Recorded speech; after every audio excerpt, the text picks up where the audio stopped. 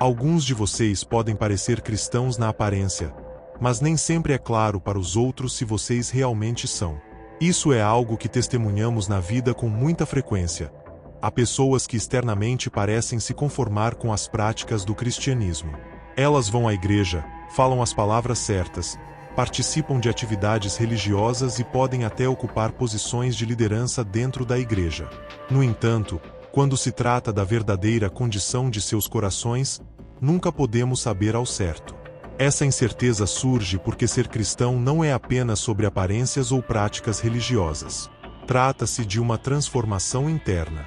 Em 1 Samuel 16:7, somos lembrados dessa verdade quando o Senhor disse a Samuel: "Não considere sua aparência ou sua altura, pois eu o rejeitei." O Senhor não olha para o que as pessoas olham. As pessoas olham para a aparência, mas o Senhor olha para o coração. Isso nos mostra que, embora possamos julgar o comportamento exterior de alguém, não podemos ver o que está acontecendo em seus corações. Isso somente Deus pode fazer. Aquele que vem por seu povo na arrebatamento é o Senhor Jesus Cristo, não um anjo, não um santo, não um apóstolo, nem mesmo Miguel, o arcanjo, ou Gabriel, o mensageiro, apenas o Senhor Jesus Cristo. Ele é quem sabe quem pertence a Ele e quem não pertence. Irmãos e irmãs, você pode me enganar. Você pode me convencer de que é o crente mais santificado e justo. Você pode me enganar com aparências e palavras, mas eu não sou quem coletará a igreja no arrebatamento.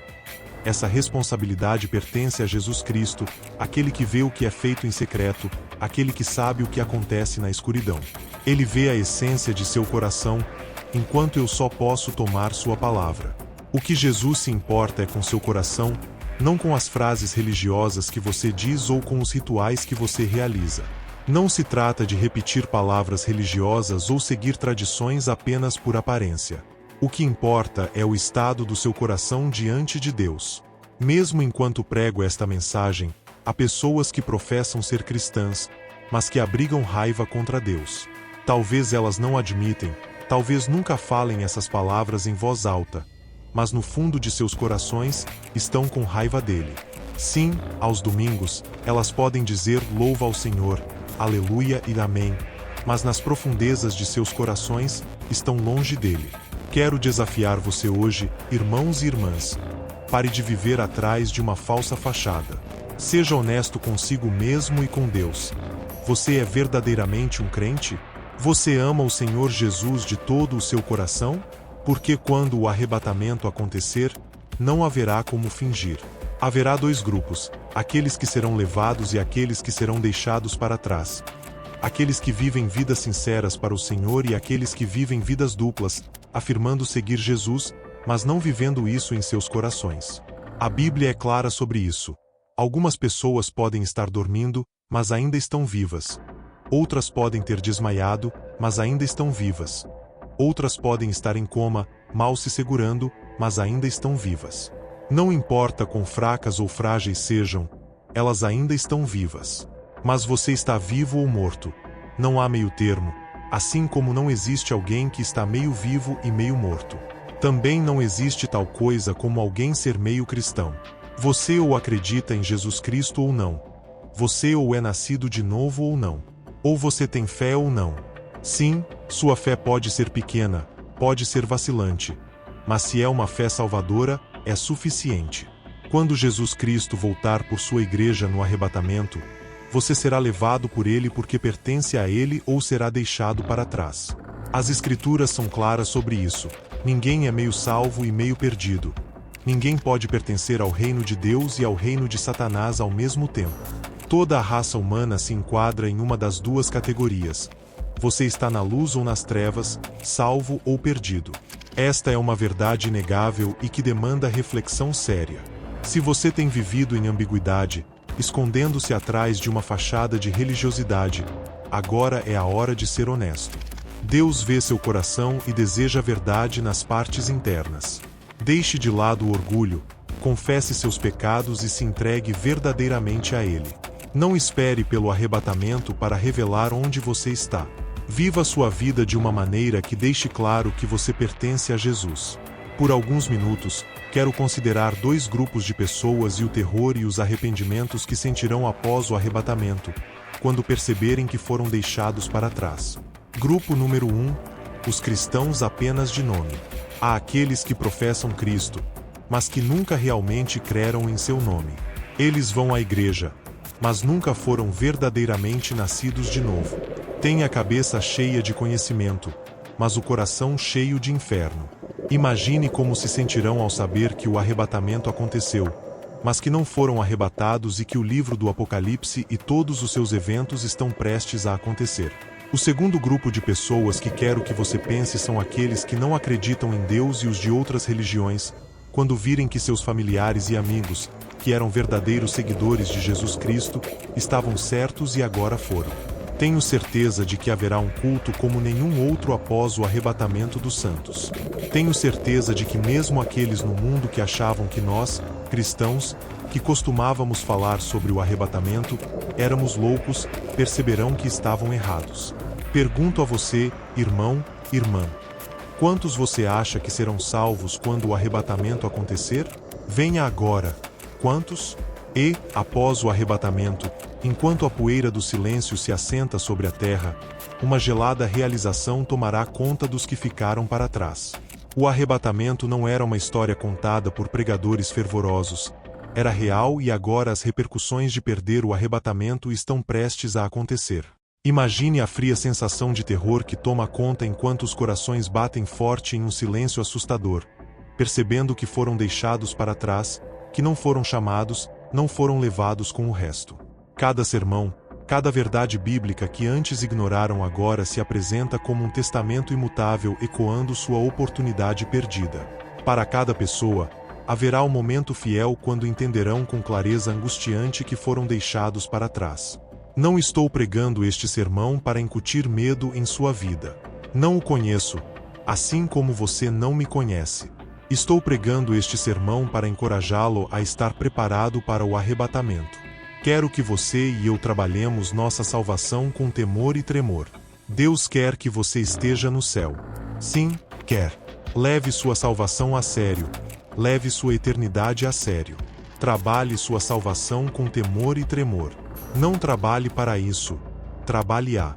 Isso significa levar sua salvação a sério, dar à sua salvação o respeito que ela precisa, tratá-la com reverência e temor. Cristo morreu pela sua salvação. Você entende isso? O grande Criador entregou sua vida para que você tivesse vida eterna. Deus quer que você esteja no céu. No entanto, haverá pessoas deixadas para trás durante o arrebatamento e você pode imaginar o arrependimento que experimentarão? Os cristãos apenas de nome passarão pelos corredores da igreja. Os cristãos que tinham apenas uma aparência de piedade, mas negaram seu poder, passarão pelos corredores da igreja, passando pelos assentos vazios dos verdadeiros crentes, passando pelas Bíblias abandonadas, e a profundidade de sua tolice descerá sobre eles. Eles conheciam as palavras, cantavam os hinos, mas seus corações estavam longe. Agora a cobertura religiosa se desfaz para revelar a terrível verdade. Nunca foram realmente dele, eram cristãos falsos. Vivemos em uma geração de cristãos falsos. Metade das igrejas em nossa nação são falsas. Vivemos em uma era cheia de pessoas que estão autoiludidas, acreditando que são cristãs quando não são. Metade das igrejas em nossa geração é superficial. Tudo é nível de superfície. Elas já não pregam em questões centrais do Evangelho, como o pecado. Meu problema e seu problema é o pecado. Como uma palavra de 3 letras pode causar tanto problema e destruição? No entanto, há igrejas em nossa nação em que você pode passar o ano todo frequentando sem ouvir uma mensagem sobre o pecado. Igrejas já não pregam sobre a morte, igrejas já não pregam sobre os horrores do inferno, igrejas já não pregam sobre o céu, igrejas já não pregam sobre o sangue de Jesus Cristo, igrejas já não pregam sobre o novo nascimento. Mas o Senhor Jesus Cristo disse a Nicodemos: você deve nascer de novo. O novo nascimento é essencial. Por que as igrejas não pregam mais sobre isso?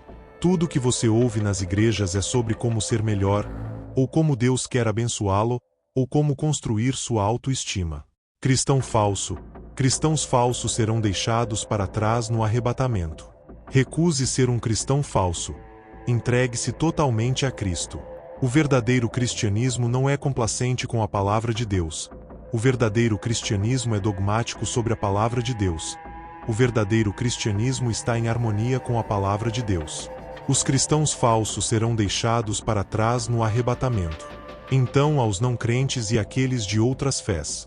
Sua descrença se transformará em desespero quando a evidência se tornar inegável. As ruas, casas e locais de trabalho estarão cheios de um silêncio ecoante, um testemunho dos verdadeiros seguidores de Cristo que antes andavam entre eles. Descrença, zombaria e ceticismo serão substituídos por um medo visceral, um medo das tribulações iminentes, os eventos catastróficos previstos no livro do Apocalipse. O mundo riu e zombou dos crentes, assim como fizeram com Noé, e assim como as águas da inundação começaram a subir, selando o destino dos que estavam fora da arca. A percepção do juízo iminente surgirá sobre os que ficaram para trás. Assim como Noé e sua família eram apenas um punhado em um mundo de milhões, assim também apenas alguns serão levados no arrebatamento. O restante deverá lidar com suas escolhas. Não tema o arrebatamento, aguarde-o com expectativa. Como você não pode olhar para ele com expectativa?